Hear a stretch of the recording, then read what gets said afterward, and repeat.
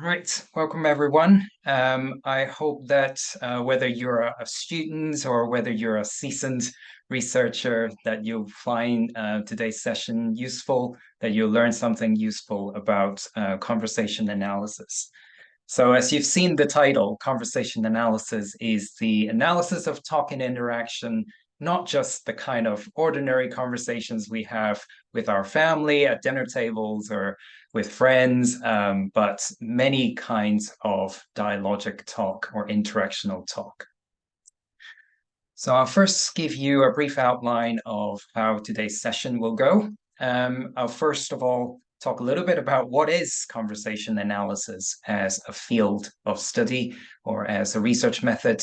What are some of the core principles and assumptions it has, and what are some of the interesting findings about ordinary conversation, as well as talk in different institutional settings so far. After introducing what is CA, then I'll proceed to talk you through a little bit about how data is collected when we do CA, as well as how data is processed and analyzed. And then I'll talk a little bit about presenting the data. And finally, I'll conclude the lecture with a brief note on some of the challenges, but as well as opportunities for applying CA in your research, and to get you to think about how or whether you might want to apply CA in your own research to answer your research questions. So what is CA? The very short answer is that, as the title says, is the study of talk and interaction, and not just ordinary conversations. So this encompasses a range of interactional talk. It can be very informal to very formal. The only thing you can't analyze with CA is the kind of monologic talk, such as the one that I'm doing right now. If you're trying to analyze a presentation part of a talk or a lecture, which is not dialogic, it's primarily monologic, then you can't use CA. But the Q&A bit, or the sort of interactive bits of a lecture or a talk, you can still analyze with CA. So any sort of talk and interaction can be analyzed with CA. I quite like this definition by Waring, 2021, which is in the reading list for today's session, which gives a very sort of beginner-friendly definition of what CA is about. So she says, conversation analysis is the study of social interaction as it actually happens in its natural habitat. And it's not the study of how we think social interaction should happen, or how we believe it must have happened, or how it might happen under various laboratory conditions. So you might immediately think that, okay, so we're not really dealing with experiments here, and we might have questions about whether to use interviews in this kind of research. And I'll talk more about that later, the kind of data that we deal with or collect in CA. What I want to do now is to give you a flavor of when the field first started in the 1960s and 70s. What are some of the interesting things about ordinary conversation, as well as other forms of talk, that researchers through conversation analysis have found? So I'm going to give you a couple of examples, and I'll walk you through what has been found about, or what's interesting about these kind of dialogues. So you might be talking about this lecture later on, maybe after 1 o'clock, and one of you says, "This is the most boring lecture I've ever been to." And then your friend says, "I know, right?" And what you notice here is that they're actually talking in overlap. So B is not waiting till A has completely finished their utterance or sentence before coming in enthusiastically trying to agree. So what we found about conversations is that, yes, people do speak one at a time mostly, but they don't necessarily wait till someone has completely finished their talk, their turn, before they begin, right? So this is one characteristic of turn taking. It's pretty efficient if you think of it. It's kind of like the traffic system. Cars don't start their engines or don't start going only when the green light's on. They actually start slowly moving off when the amber light is on. So that makes the sort of turn taking on the road, and in this case, turn taking in conversation, more efficient. Second example, you might be at a supermarket at the cashier, queuing up for the cashier, and somebody says, "Do you mind if I go in front of you?" And then you said, "Yeah, sure." Right? So if you just look at the linguistic form of the question and the answer, you might think that, okay, somebody asked, "Do you mind?" And somebody says, "Yeah, sure." Does that mean they mind that they cut in front, that they jump the queue? But from the manner in which the answer was delivered, yeah, sure, very quickly after the answer, after the question, you get the sense that, well, actually, they're okay with it. They're asking you to go in front of them, right? So what we found in conversations is that what the way we communicate meaning or the way we do actions with talk, it matters not just about the words we use, but the way we say things, all right, or how it is delivered. And this has something, if you want the technical term in CA, it has something to do with preference organization. Okay, but I'm not going to go into detail about these technical concepts. So if you're interested, you can look it up on the internet or read a textbook. But these are some of the interesting things found in conversation analysis. The third example, your friend might be asking you, "Are you doing anything this Saturday?" And then you say, "No, you want me to babysit?" And your friend answers, "You got me." Right? Okay. So in this short dialogue, you notice that A is kind of asking a question, "Are you doing anything this Saturday?" But B is not interpreting it as some kind of a simple question seeking information about what they're doing on Saturday. B is actually understanding or interpreting the question as a kind of pre-request. So a request is forthcoming from A that they want B to babysit. So he's or she's kind of even preempting the request by giving an offer to A, and A confirms that. So it's how people make use of structures of how we do actions in conversations by making requests, by making invitations. We might not go straight away in making the request or invitation. We might ask a question before, and people are able to interpret even before you do the main action, do the main request or invitation, that something is forthcoming. Again, makes things more efficient.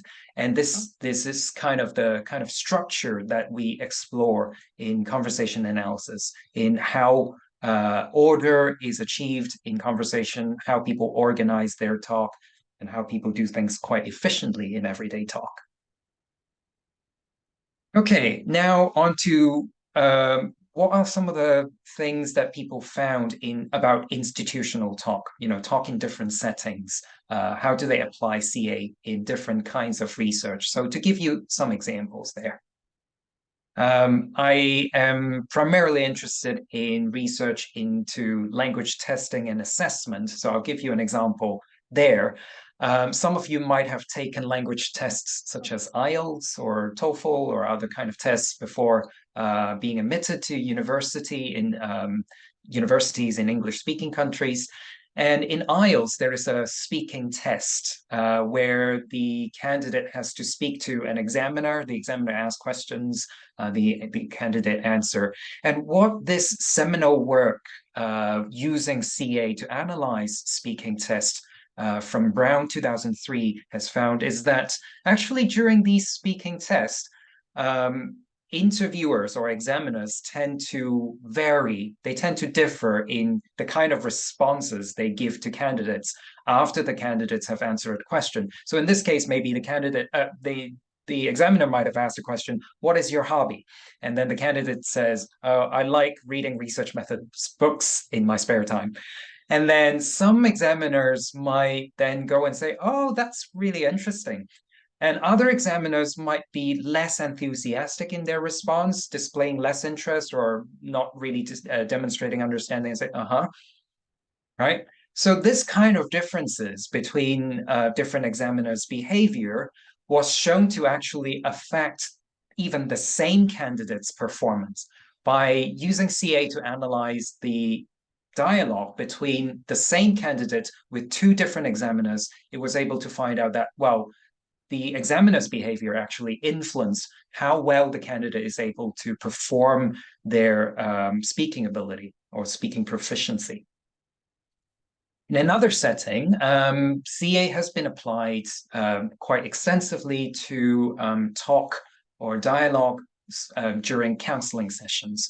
So in this one, Hutchby 2005 found that a particular form of talk, formulations, or in everyday terminology, paraphrases, when you paraphrase what a previous speaker has said, in the counseling setting, counselors actually use paraphrases or formulations as when the clients are telling them something, by paraphrasing them afterwards, it's showing that they're actively listening to the clients. It shows that they've understood what the client has said, but also it's shown to enable the counselor to pick something out of the client's response and use it as a topic for further talk.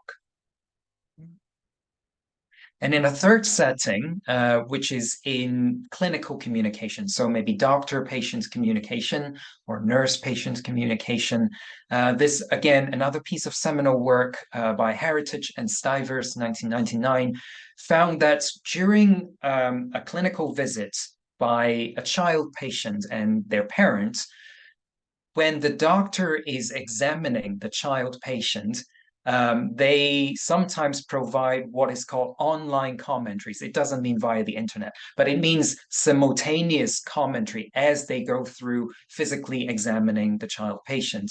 And it was shown in this piece of research that this kind of online commentary actually helps shapes the parents' expectations of what the outcome of the visit will be. So they might come to the clinical visit expecting to be prescribed antibiotics. Back in the day, this is big. They're all thinking that, oh, I need to go see the doctor. I need to get some antibiotics for my child to go back to being well. And of course, there's something against over-prescribing antibiotics. So with the doctors providing this kind of online commentary, it serves kind of a dual purpose. First of all, it sort of validates the parent's decision to bring the child to the doctor's office because, okay, there is some symptoms, there's something going on. So I'm looking at it and I'm telling you that, yes, something, they might have some kind of, some symptoms and some kind of an illness. But at the same time, the doctor sometimes is able to then reassure the parents that the symptoms or the illness itself is relatively mild. And so it helps shapes their expectation that, okay, the doctor is going to go for some non-aggressive treatment. So, for example, no prescription of antibiotics, just medication that alleviates the symptoms, and not leaving the parents feeling disappointed that they don't get antibiotics out of the doctor's visits. Right. So hopefully you're interested enough in CA now, knowing that the kinds of research that it can be applied to.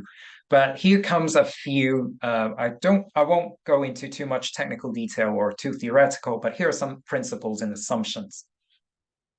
So first of all, CA deals with naturally occurring data, and you might have seen that from Waring's definition already. And that means primarily we are using data that is not generated specifically for research purposes. So, for example, we won't put people into a room, into a laboratory, and then get them to talk, record them, and then analyze them using CA. Maynard and Heritage 2005 says basically the reason why we want naturally occurring data is to try to analyze the captured interaction in real time, okay, or as it happens, rather than participants' retrospective interview account of it. So again, in CA, we don't use interviews with the participants after the actual event, after the actual conversational interaction, we don't use that as primary data in CA analysis. Second principle, in CA, we tend to want to take the participant's perspective when analyzing talk. And that means as analysts, we want to align our own perspective with that of the participant's perspective when they are carrying out the actual conversation at the time. And that means when we are going into a piece of data, we try to distance ourselves from any sort of preconceived notions or established theories or even social categories or variables to try and explain the data. So when we're looking at I don't know, an ordinary conversation, but we won't say that, oh, they're talking like this because it's two women talking and women talk like that or men talk like that. So we're not trying to explain the data using social categories or variables or established theories about how men talk, how women talk, that sort of thing. So that means we're trying to analyze the data from the data itself and trying to establish some patterns from the data itself and from the participants' perspective as they are carrying out the conversation, rather than from some theoretical perspective. The third key thing to note about CA is how we analyze transcripts of conversations. And the key thing here is the next turn proof procedure. And I'm going to illustrate it with this example. So basically, the idea is that in any conversation, in any interaction, any next turn would display the current speaker's understanding of the previous speaker's turn. So in this conversation, which is sort of modified, this is made up, by the way, but in this conversation modified from an earlier example, in turn 2. So turn 1 says, are you doing anything this Saturday? No, you want me to babysit. This turn shows you that B, the current speaker, is understanding A's question as a pre-request. Okay, so this next turn is showing their understanding of the previous turn. Now, in a conversation, if the understanding of the listener or the recipient does not align with that of the previous speaker, it can be dealt with or corrected or repaired in the third turn, as it happens in this excerpt. So in the third turn, A says, nah, I just wanted to see if you wanted to have coffee, right? So in this turn, A is trying to correct the understanding of B displayed in turn 2. And in the last turn, you see that B is now correctly understanding that the whole thing was an invitation rather than about a request. So just as these speakers are using the next turns to analyze how each other have understood their own talk, we as conversation analysts would try and do the same as we analyze pieces of data. So using the next turn as a proof criterion and search procedure for the analysis of each turn. Okay, so how do we collect data, or what kind of data do we collect in CA? This is a little bit repetitive because I've already said something about it. So basically what we're looking for is naturally occurring talk, not data produced for research purposes. And some of you might be starting to think, oh, but in other sort of qualitative research, it's quite typical to use field notes from observations. So if you're doing ethnography, for example, or to use interviews, right? And asking participants how they felt, how they perceived how things went in a previous event or something. So we're not saying that these are invalid forms of data, but in CA, these are not used as the primary form of data. So we want to aim to capture the real-time interaction. And that's why we would try to capture it using audio or video recording. It's not that you can't use the previous forms of data in your research, but it will be a matter of decision. If you're, for example, using mixed methods, or you're doing a CA study, but with supplementary retrospective interview data. It will be up to the individual researcher to justify whether to use these other forms of data. But the primary form of data in CA would be the actual interaction via the audio or video recording.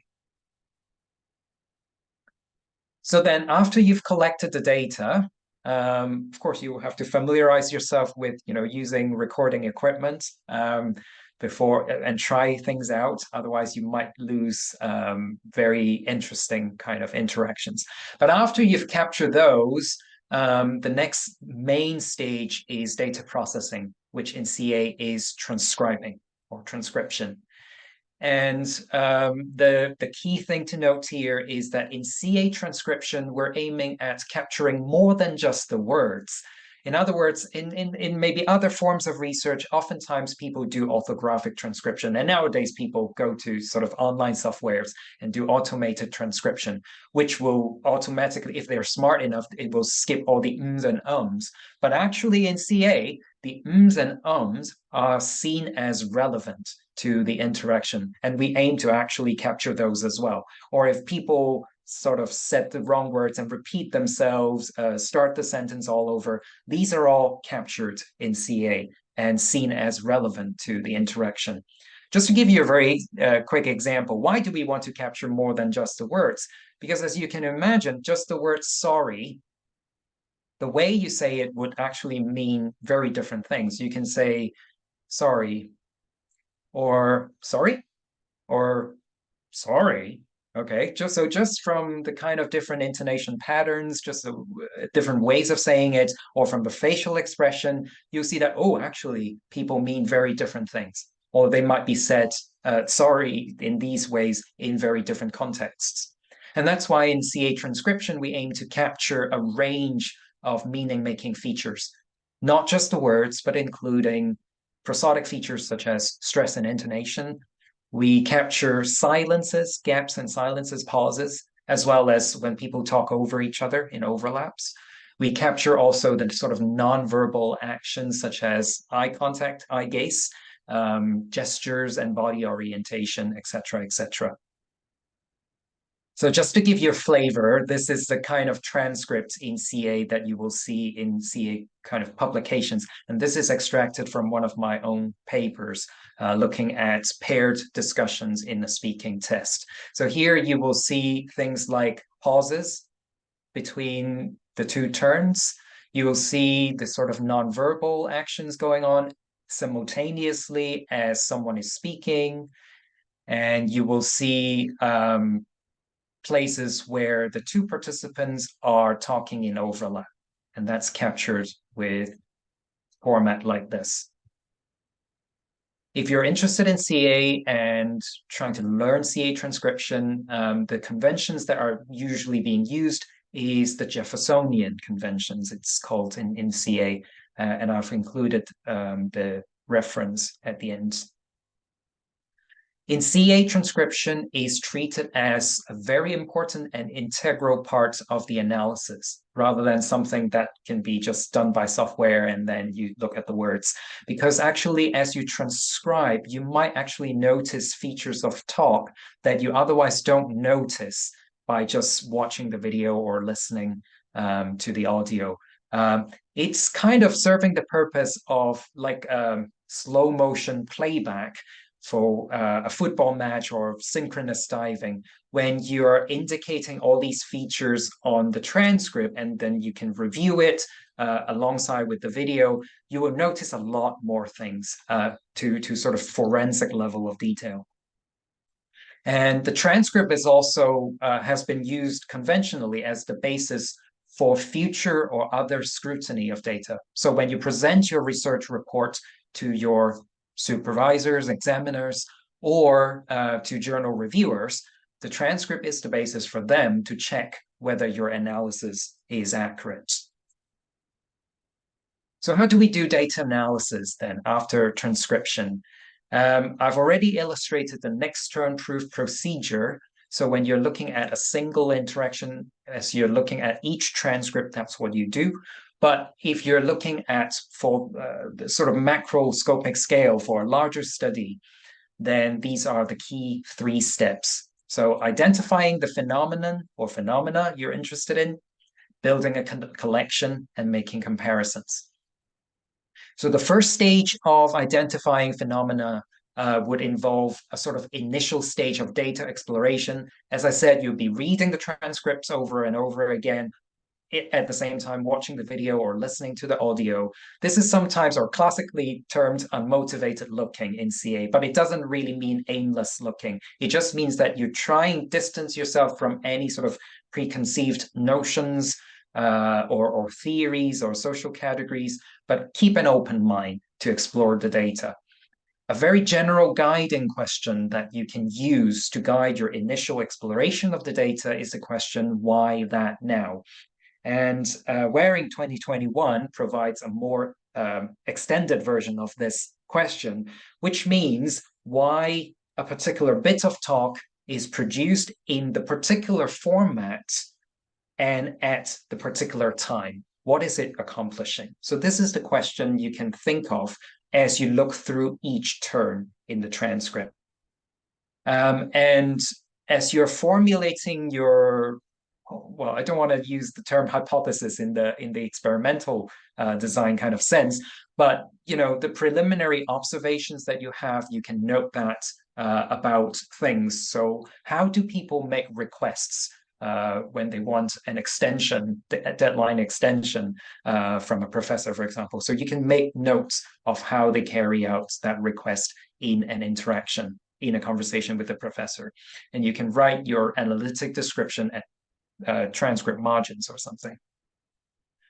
After you've identified the phenomenon or phenomena of interest, for example, okay, I want to focus on how people make deadline extension requests. Alternatively, sometimes in CA, you would look at a particular feature of talk, and you might be surprised that the kind of or they have been the focus of CA studies, and a whole paper can be, or even a whole thesis can be written about them.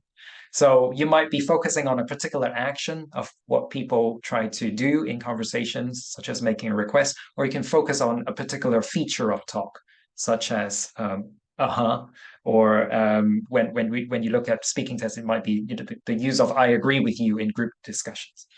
So after you've identified your phenomenon, you try to build a collection of all instances from your data set of "I agree with you," all occurrences, or all instances of people making a request for extension, deadline extension. And then once you've built that collection with your transcripts and recordings, then you can go through that collection and make comparisons of all the instances to confirm that those instances actually do belong to this collection. Sometimes you might find that, oh, actually, they seem to be a different phenomenon. So, for example, you might find eventually that the different ways of saying sorry, they are, well, although it's the same word, but they are actually doing very different things. So maybe belonging to 2 different phenomena. You would also go through the collection and note what are the different ways of performing the same action, such as making a request, deadline extension request. And you could try and note variations within your data set about how people do things similarly or differently. And one key thing in CA is to note or to analyze deviant cases when they don't seem to follow the analytic rule that you have formulated in an earlier stage. Excuse me. And so you might find that, oh, actually, the deviant case, well, actually, it shows that the rules are still being adhered. Because when the rule is broken, participants actually say something about it. Okay, let's say if they say, well, why didn't you say thank you? It shows that, okay, a thank you is expected. Okay, and in other cases, you might find that you actually need to refine the rule that you've formulated to account for that phenomenon, so that your analytic description is more robust in accounting the full set of data. Other times, as I said, it might actually be an instance of a different phenomenon. Okay, so you go through these stages of identifying phenomena, building a collection of each phenomenon, and then make comparisons to refine your analytic description. I'm not able to give you an example of these three stages from a larger study, given the time limit. But what I thought I would do is to walk you through one example of a transcript and see how the sort of turn-by-turn analysis can be done. So what I'm showing you here is from a Cambridge English speaking test, the B2 first speaking test. And here are two test takers being in paired discussion task within the speaking test. So they're not talking to the examiners at the moment, they're talking to each other. And the task for them, in this case, is that they need to look at 6 pictures showing different people offering help to each other or receiving help from each other. And they have to discuss these 6 scenarios and trying to decide which scenario where the people need help the most. And as I went through this interaction as well as others, I got interested in, from the initial stage of analysis, I got interested in the way that, sometimes they seem to be completing each other's sentences in layman's term. In CA, we call it either completion or collaborative completion. So they seem to be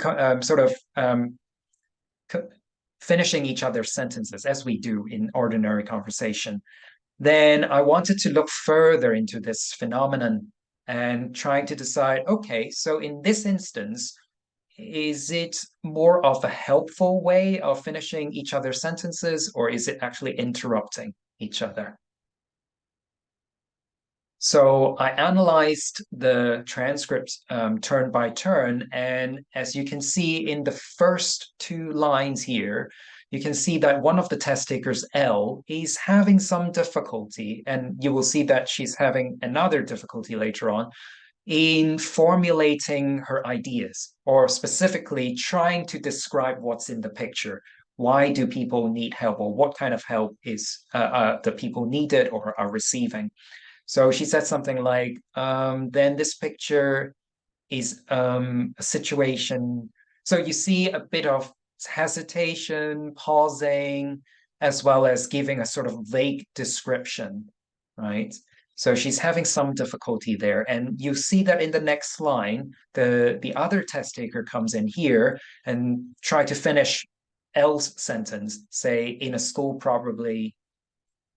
But then we see that as she comes in to complete L's turn, it overlaps with L's own continuation or her own attempt in trying to describe the situation, to describe the picture. So C comes in here to complete L's turn while L is still trying.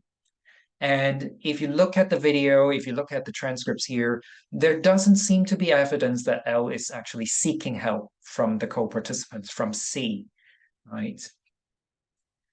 And then in the second instance, again, L is trying to look at a different picture and describe a different picture.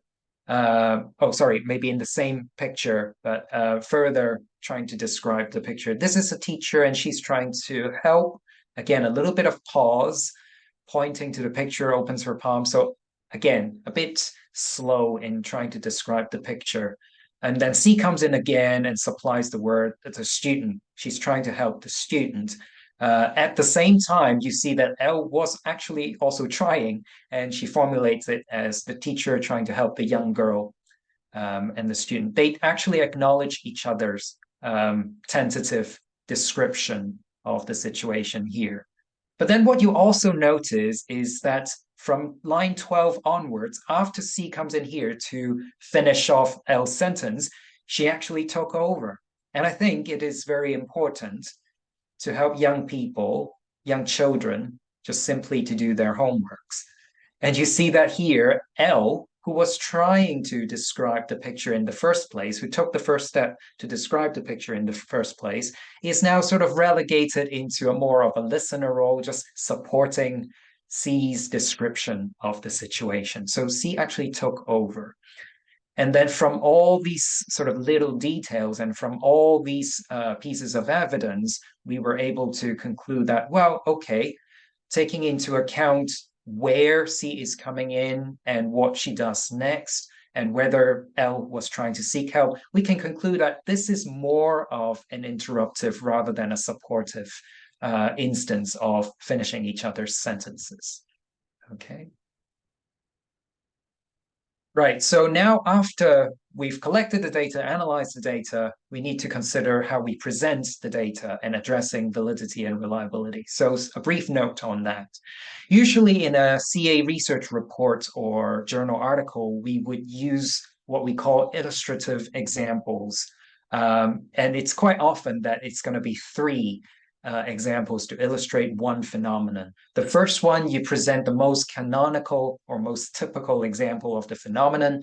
The second one, you present some sort of variation, maybe a different way of doing the same thing. And then the third example, you would quite typically present a sort of deviant case and say that, oh, is it actually showing the same rule is in place, or is it something else? Okay, so you would discuss that. And then how do we address issues of validity and reliability in CA studies? Well, first of all, Waring suggests that we need to ensure that whatever analytic claims or descriptions that we're making are actually something that can be demonstrated in the transcript as how participants treat it. And that's why we need to include all those details about the way people say things, the prosodic features, the intonation, the tone of voice, as well as any nonverbal actions going on, because sometimes we respond to each other nonverbally, not necessarily with words.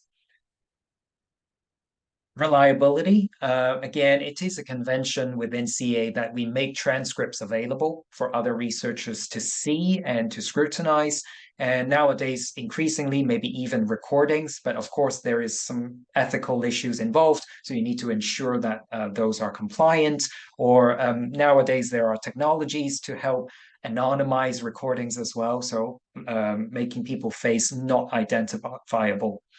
So by making transcripts and recordings available, it helps ensure consistent analysis to be produced by other readers or by other analysts looking at the same data. And it is quite usual for CA researchers to come together in what is called data sessions, when they look at the transcripts and the recordings together and try to help each other polish their analysis, so that and to double check analysis so that they are consistent with one another, and it's not just somebody's subjective interpretation. So similar to for example, in thematic analysis, you would get a second coder to code your data. Okay, finally, a few words about applying CA in research. So you might be interested, or you might think, oh, this sounds difficult. So I'm going to give you some ideas of some of the challenges and opportunities. First of all, as you can probably appreciate by now, that transcription and analysis in CA is a labor-intensive endeavor. Right? So the time you spend on transcribing and analyzing the data. In fact, there's this rumor going on within CA, and I still think it's true, that 1 minute of conversational data takes 1 hour to transcribe with CA conventions. So it is labor intensive. And second of all, although we said that the kind of analysis, next turn proof procedure, mirrors what we do in actual conversations. So, okay, everyday people are doing it anyway. True, but it also requires a kind of apprenticeship in order to gain proficiency, to get yourself familiar with CA terminology, with procedure, with the way we see interactions, right? So it does take time and practice. What are the opportunities then? One of the advantages of doing CA studies, CA-based studies, is that what we then characterize of interactional events, the sort of discoveries we make, is based on actual interactions rather than reported data. Okay, so that is an advantage. And you will be encouraged to hear that actually CA can play an important role, play a useful role in mixed methods research as well. And it has been used in conjunction with quantitative analysis. So in one way, for example, CA can help produce more robust analysis. Let's say, again, in the sort of speaking test setting, you want to analyze, oh, are male or female test takers going to interrupt each other more in a test interaction, in a speaking test interaction. So you might be coding, oh, this is an instance of interruption by a male test taker. This is an instance of interruption by a female test taker. And you try and code that, and you try to do a statistical analysis to see if there's a difference. But then one question remains is whether all the instances of interruptions are accurately coded as interruptions. In CA, we found that actually not all instances of overlaps are interruptions. So for example, the example that I gave you at the beginning of this lecture, when people very enthusiastically agree with one another, that is not interruptive. That is just enthusiasm, and they don't wait till people completely finish their turn to start talking. So by engaging in CA, we make sure that what we code for quantification or counting frequencies later on are actually accurately coded, right? So making your analysis more robust. The other thing you can do is to use CA to facilitate triangulation and enhance rigor. One of the recent articles that I've seen in language testing, through a kind of quantitative correlational analysis, something was found, something was identified, and you might as well make a conclusion out of it. But the same researchers, through a sort of in-depth qualitative look with CA on the same data, found something very different. And so it got them to really mitigate their claim of what can be concluded from the correlations, the statistical correlations. So it can help you to make sort of more careful claim or analyze data from different perspectives. Okay. So at this minute, you might be thinking, oh, can I apply CA to my own research? So depending on the sort of research areas or settings you're interested in, here are just some examples I'm going to show you. So if you're working in school settings, you might be interested in how do school teachers communicate to parents that their children might have special needs? How do you carry out that conversations? What might be more or less effective strategies? A lot of us are involved in marking and in moderation meetings. So how do markers arrive at the final decision when they discuss students' grades? Or how do the dynamics of the discussion affect the outcome of the moderation meeting? These are some of the things that you can analyze using CA. Again, with thesis supervision, how do supervisors answer students' questions with more questions? And how do students respond to this? So if you're interested in supervisor-student relationship or interaction, this is something you can analyze with CA.